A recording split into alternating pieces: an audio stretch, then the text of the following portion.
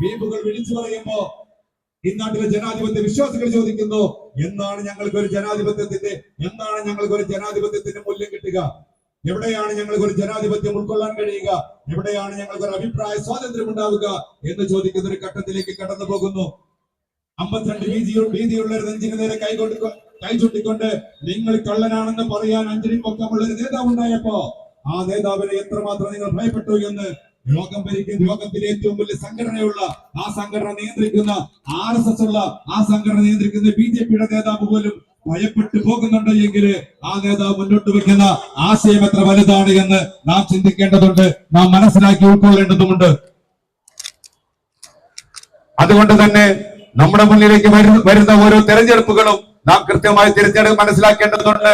ഞാൻ കഴിഞ്ഞ തെരഞ്ഞെടുപ്പിനെ കുറിച്ച് നിങ്ങളോട് പറയാൻ ആഗ്രഹിക്കുന്നത് 2014 ലോകത്തിലെ ഏറ്റവും വലിയ തെരഞ്ഞെടുപ്പായി ഇന്ത്യയിലെ ലോക്സഭാ തെരഞ്ഞെടുപ്പ് മാറി. കാരണം ലോകത്താകമാനമുള്ള ജനങ്ങളില് 83 കോടി ജനങ്ങള് വോട്ടവകാശമുള്ള ഒരു തെരഞ്ഞെടുപ്പായിരുന്നു 2014 ഉണ്ടായിരുന്നത്. ആ 2014 83 കോടി ജനങ്ങളില് 55 കോടി ജനങ്ങളാണ് വോട്ട് ചെയ്തത്.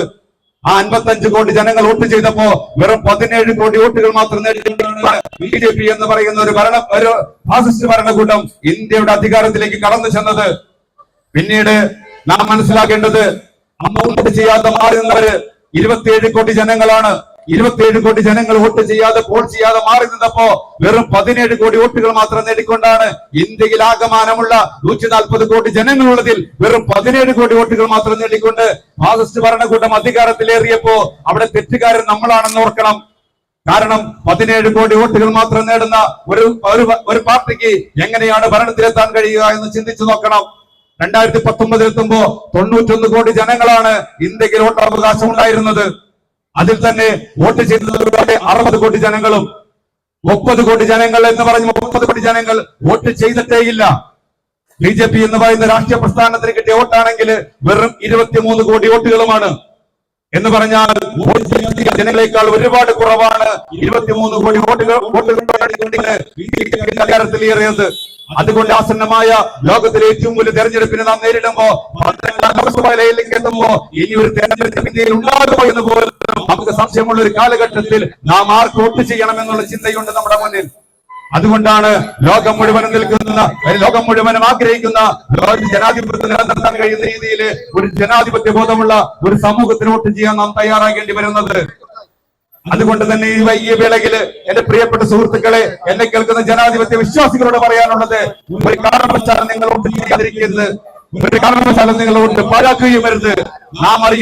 നമ്മെ അറിയുന്ന മുഴുവൻ ആളുകളോടും നാം ആഹ്വാനം ചെയ്യണം, നിർബന്ധമായി വോട്ട് ചെയ്യണം. കാരണം ഓരോ വോട്ടുകളും BJPയെ താഴെ ഇറക്കാനുള്ളതാണ് എന്ന് നമുക്ക് ഉത്തമ ബോധ്യമുണ്ടാവണം. BJP എന്ന് പറയുന്ന ഒരു രാഷ്ട്രീയ പ്രസ്ഥാനത്തോട് മാത്രമല്ല നാം പൊരുതുന്നത്. ഈ തെരഞ്ഞെടുപ്പ് എന്ന് പറയുന്നത് ഒരു ഫാസിസവും മതേതര ഇന്ത്യയും തമ്മിലുള്ള പോരാട്ടമാണ്.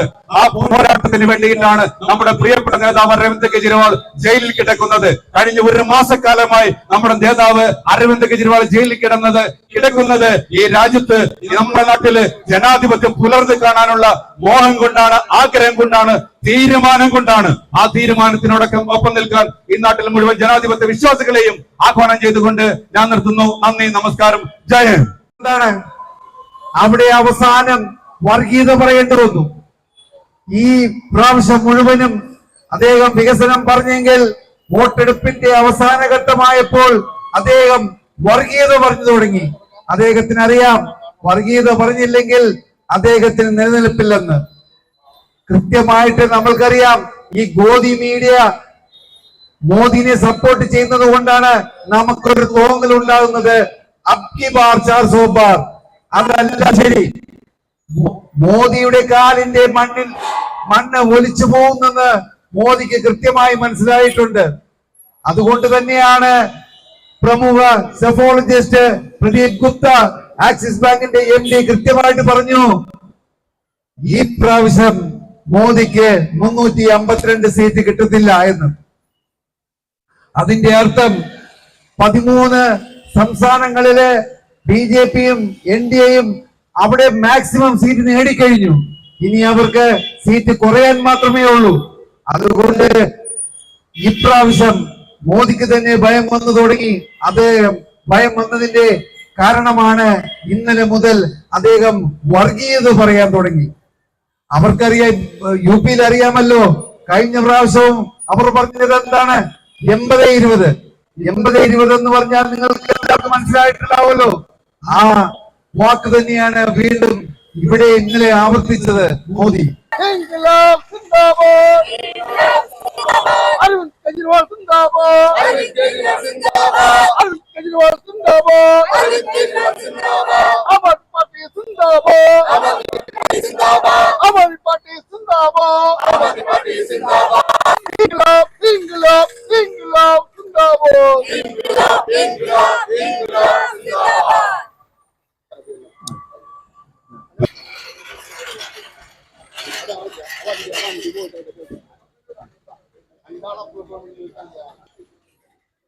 പ്രിയമുള്ള ജനാധിപത്യ വിശ്വാസികളെ, ആം ആദ്മി പാർട്ടി സെൻട്രൽ സോണിന്റെ നേതൃത്വത്തിൽ പ്രതിപക്ഷ പാർട്ടികളെല്ലാം ഒന്നിപ്പിച്ചുകൊണ്ട് BJP സർക്കാരിന്റെ കിരാത ഭരണത്തിനെതിരെയും ആം ആദ്മി പാർട്ടി ദേശീയ കൺവീനറും ഡൽഹി മുഖ്യമന്ത്രിയുമായ ശ്രീ അരവിന്ദ് കെജ്രിവാളിനെയും മറ്റു നേതാക്കളെയും കള്ളക്കേസിൽ കുടുക്കി അന്യായമായി തുറുങ്കിലടച്ചതിനെതിരെയും പ്രതിപക്ഷ പാർട്ടികളെ നിഷ്ഠൂരമായി വേട്ടയാടുന്നതിലും പ്രതിഷേധിച്ച് ആം ആദ്മി പാർട്ടി എറണാകുളം, കോട്ടയം, ഇടുക്കി ജില്ലാ കമ്മിറ്റികളുടെ നേതൃത്വത്തിൽ നടത്തുന്ന വൻപിച്ച പ്രതിഷേധ റാലി കടന്നു വന്നുകൊണ്ടിരിക്കുന്നു.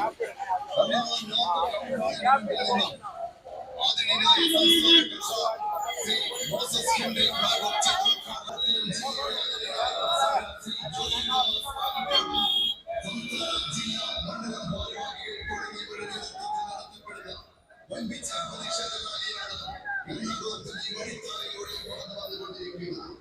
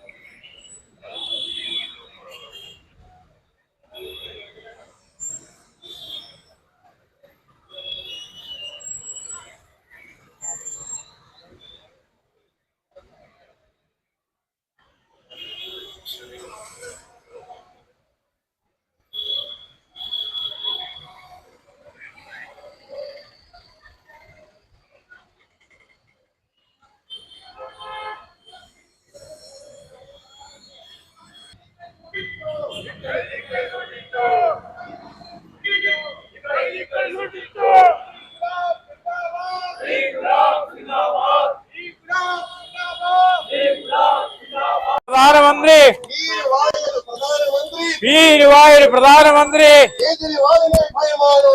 കേജ്രിവാളിനെ ഭയമാണോ? കേജ്രിവാളിനെ ഭയമാണോ?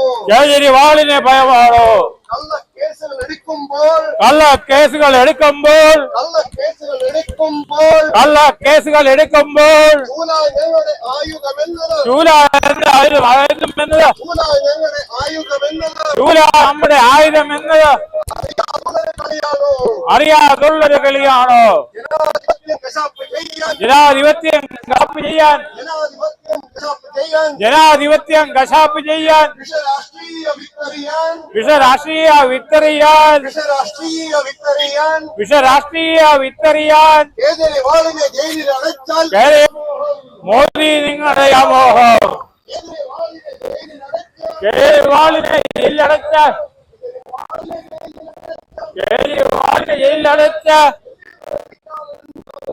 ജയിലിൽ ഭരിക്കാമെന്നൊരു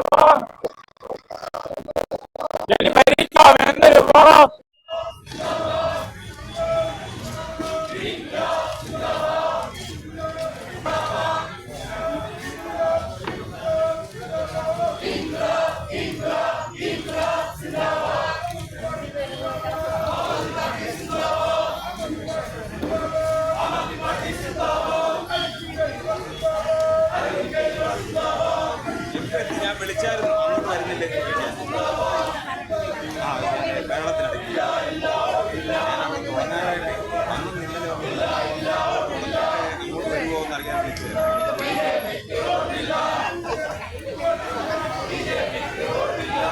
ആഗ്രഹിക്കാൻ ആരും ഇല്ലായിരുന്നു വേണം സോണിന്റെ ഇവിടെ ഇരിപ്പുണ്ട്